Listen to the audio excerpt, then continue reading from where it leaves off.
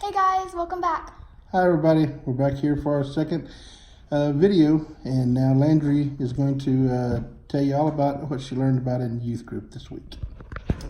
Today we're going to be going into the book of Acts, so you can pull out your Bible or you can just come along with me. So in Acts 16:22, Paul and Silas were in prison. An earthquake set them free, and the guard that guarded them was threatening to hurt himself or harm himself. And sorry, I'm looking at a paper. We did. And they ended up going to his house and talking to him and saving him and his family. They preached in Thessalonica. I think that's how you pronounce it. Thessalonica. They brought in, so they preached in Thessalonica, however you pronounce it, Yes. That place. And they bring in all the wicked people and started a riot. Would you like to explain what a riot is? A riot is when a bunch of people get together and they're arguing or fighting for a common cause, and it's normally the riot is something that occurs when somebody is upset about something that Paul is preaching here is what's going on here. Paul's preaching something that's against what they believe, and so they get mad and have come together against Paul. So they are not happy of what he's preaching. So they bring in all the wicked people, they started a riot, and pretty sure, Silas and Paul both left. Okay, Silas and Paul both went to, I'm not sure how you're gonna pronounce this, Bevramore? I don't know. I don't know how you pronounce that. Okay. And then, the Thessalonica people heard that they were preaching here. Thessalonians, I guess. Yes. Heard that they were preaching here and said, no, you cannot go there and preach there. So they brought all the wicked people from Thessalonica. That's all I'm going to say, okay? And they started a riot there.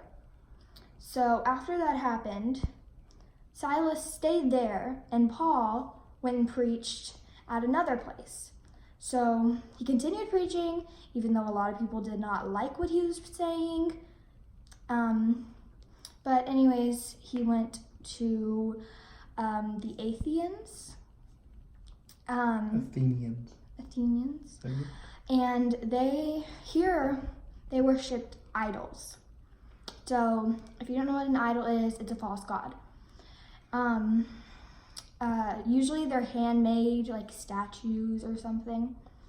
And there was this one person, and he was like, what is this guy saying? Like, he went to go preach to them, and there was this one person, he was like, what is this guy saying? So he brought them to, what's it called?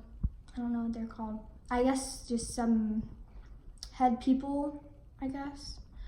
And he preached to them, and some people, when he left, some people followed him, some people mocked him, and some people wanted to hear more, so they kept following him, and the other people were just like, I'll hear more tomorrow, see you later.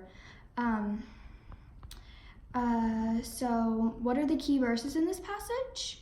I would say 17:23 through 31, and 16:32 through 33. So if you had not read that, go back and read those verses and maybe understand why I think those are key verses. And then what does the passage say about God?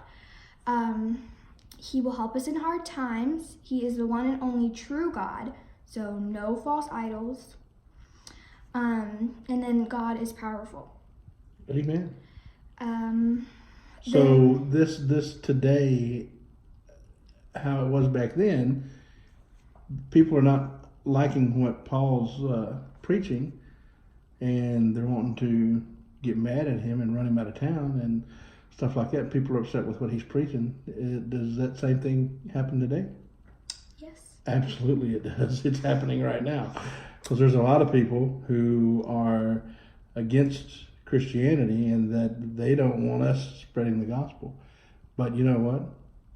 We are. We're going to spread the gospel anyway, because that's what God told us to do. So.